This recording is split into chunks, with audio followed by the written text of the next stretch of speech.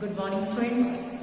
सो अब हम स्टार्ट करते हैं बेटा अपनी नेक्स्ट टॉपिक क्या है? तो हमारे नेक्स्ट टॉपिक में सोलर सिस्टम के आज हम प्लैनेट्स के बारे में डिस्कस करेंगे वन बाय वन। लेकिन सबसे पहले मैं आपको बता देती हूँ सोलर सिस्टम किसे बोलते हैं। तो देखो, सन एंड द सेलेस्टियल बॉडीज कौन सी? जितनी भी हेवनली बॉडीज है जो सन के चारों तरफ रिवॉल्व कर रही है, ठीक है, विच रिवॉल्व अराउंड इट, जो इसके चारों तरफ रिवॉल्व करती रहती है, वो क्या कहता है बेटा? Solar system.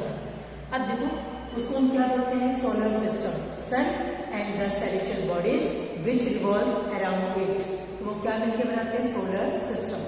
दूसरी चीज देखो बेटा, इट कंसिस्ट ऑफ, इसके अंदर सोलर सिस्टम में क्या क्या चीज इन्वॉल्व हो सकती है? देखो, it consist of large number of bodies. कौन कौन सी large number of heavenly bodies हो सकती है? जैसे प्लैनेट्स, ठीक है, जितने भी 8 प्लैनेट्स है वो सारे इसके अंदर आ गए। देन कॉमेट्स, ठीक है, ये हम कॉमेट्स वगैरह ये आगे बाद में डिस्कस करेंगे, सुन लो एक बार। Then asteroids, meteoroids and meteors, तो ये सब क्या है? ये सब मिलके पूरा एक बन गया सोलर सिस्टम, ठीक है।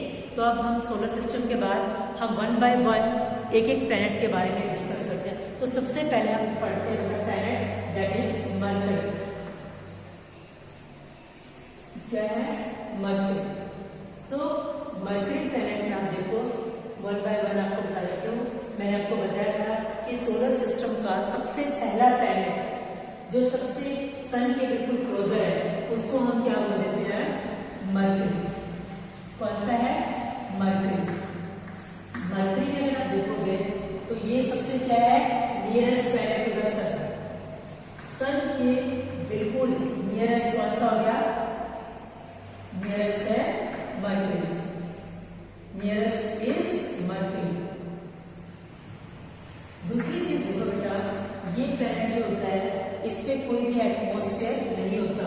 सो नो एटमॉस्फेयर, नो एटमॉस्फेयर। इस प्लैनेट पे कोई भी एटमॉस्फेयर नहीं है।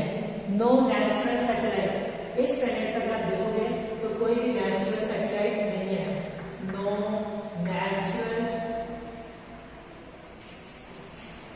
नेचुरल सैटेलाइट,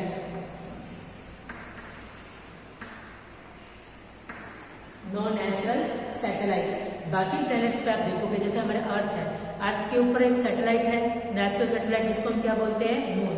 लेकिन इस प्लैनेट पे कोई भी नेचुरल सैटेलाइट नहीं है। अगर यहाँ पे आप देखोगे ये प्लैनेट किससे बना हुआ है? इसकी सरफेस कैसी है?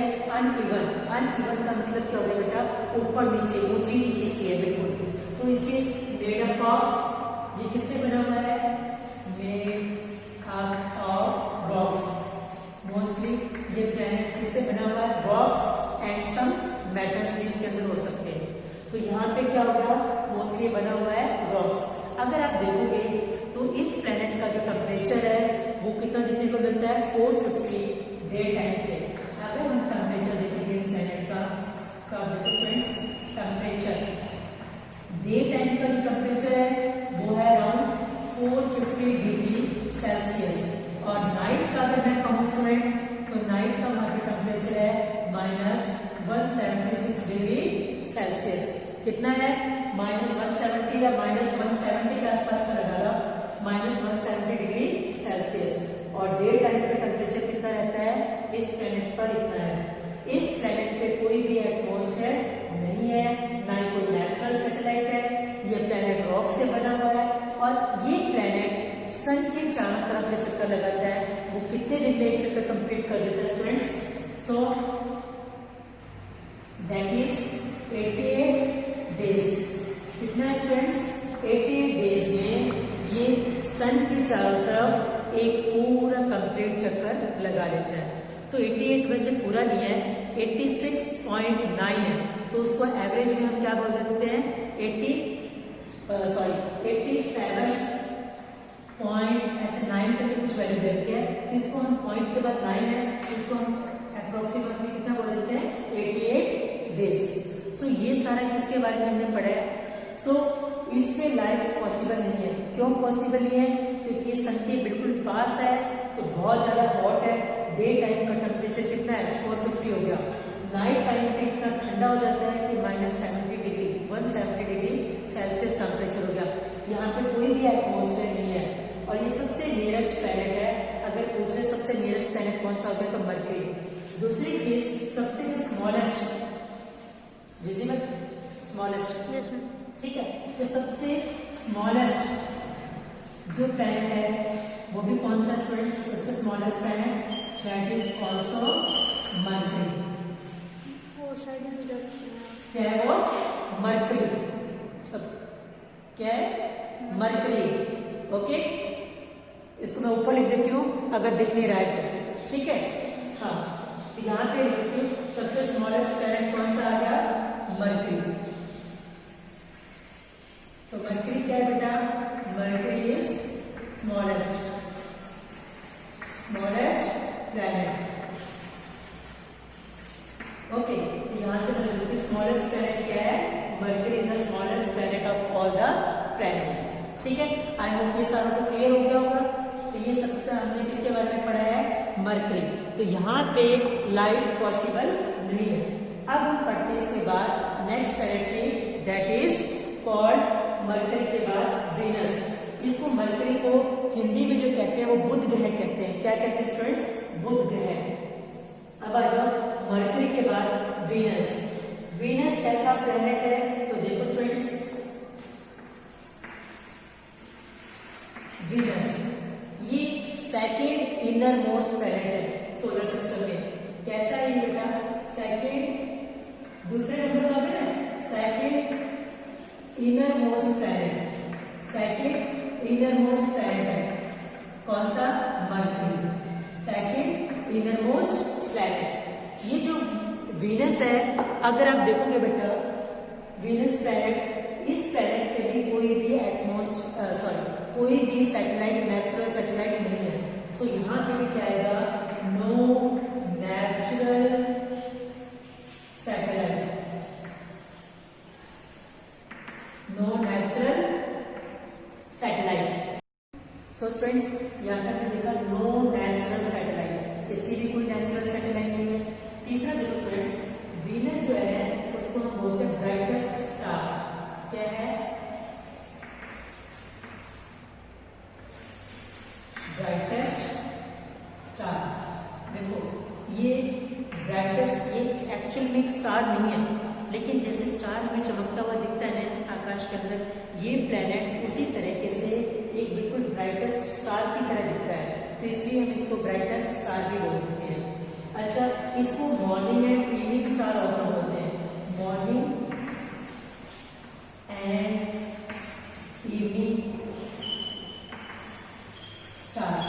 अब इसको स्टूडेंट मॉर्निंग और इवनिंग स्टार क्यों बोलते हैं, क्योंकि ये दिखता है हमें कि सनराइज से तो पहले, जब सूर्योदय होगा तो उससे हमें पहले दिखाई देगा, और जब सन सेट हो जाएगा उसके बाद अगर ये दिखता है, समटाइम्स, हमेशा नहीं दिखता, समटाइम अगर ये कभी दिखेगा तो कब दिखाई देगा, before sunrise, before sunrise, sunrise and after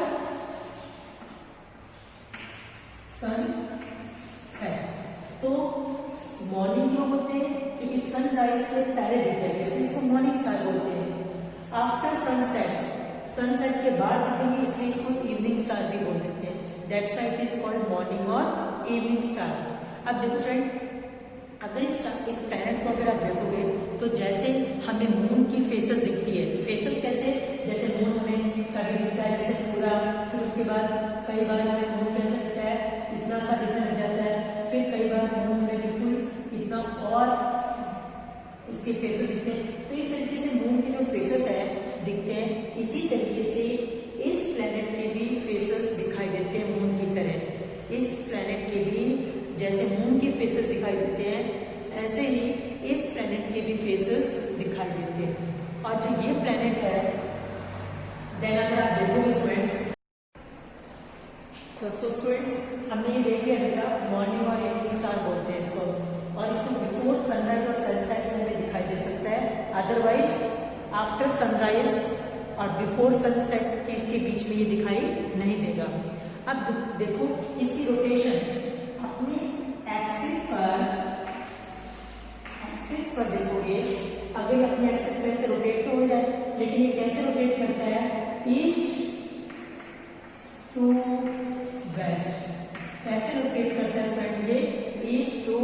waste. कैसे रोटेट करता है?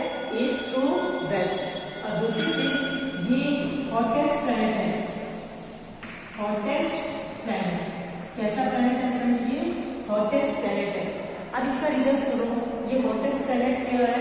क्योंकि इसके ऊपर क्या है? एटमॉस्फेयर। इसमें क्या प्रेजेंट है स्टूडेंट्स? एटमॉस्फेयर प्रेजेंट है।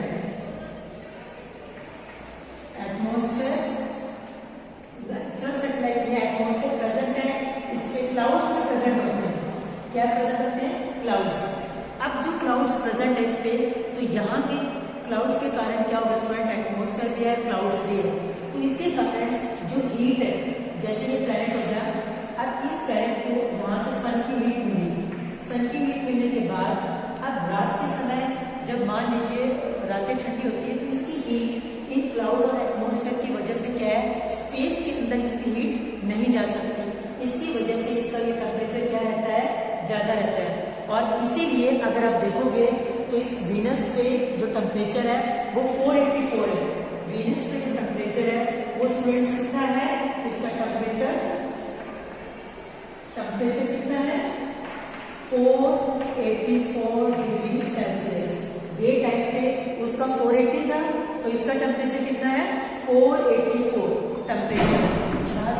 इसको बंद कर दो। हाँ, बुक यू कैन टेक बेटा। Please, I request all the teachers to assemble in the conference hall for a short meeting. I request all the teachers assemble in the conference hall for a short meeting. Thank you. तो ये कौन सा है? इसमें atmosphere और clouds की वजह से इसकी हीट बाहर नहीं जा पाती, इसीलिए ये हॉटेस्ट प्लैनेट है। कौन सा प्लैनेट है? हॉटेस्ट प्लैनेट है। और ये ईस्ट टू वेस्ट रोटेट करता है। इसका टेम्परेचर है 484 डिग्री सेल्सियस है। कितना टेम्परेचर है स्टूडेंट इसका? 484 डिग्री टेम्परेचर है। और अगर आप इस प्लैनेट पे देखोगे तो यहाँ पे भी क्या है? नो वाटर है, ना ही वाटर है, ना ही यूजफुल गैसेस है। इसलिए इस प्लैनेट पे भी स्टूडेंट्स लाइफ पॉसिबल नहीं है। नो लाइफ, क्या यहाँ पे भी लाइफ पॉसिबल नहीं है। तो ये सारा मैंने इसके बारे में बता दिया। अब आपको आंसर देना है कि कितना, अगर इसकी डिटेल आपको समझ आ गई तो you can give your answer easily. So आज का क्वेश्चन है students, which planets rotation is 88 days? कौन से प्लैनेट है जिसकी रिवोल्यूशन सन के चारों तरफ जो एक चक्कर काटने में उसको 88 डेज लगता है? What is the name of that planets? So thank you students for watching my videos.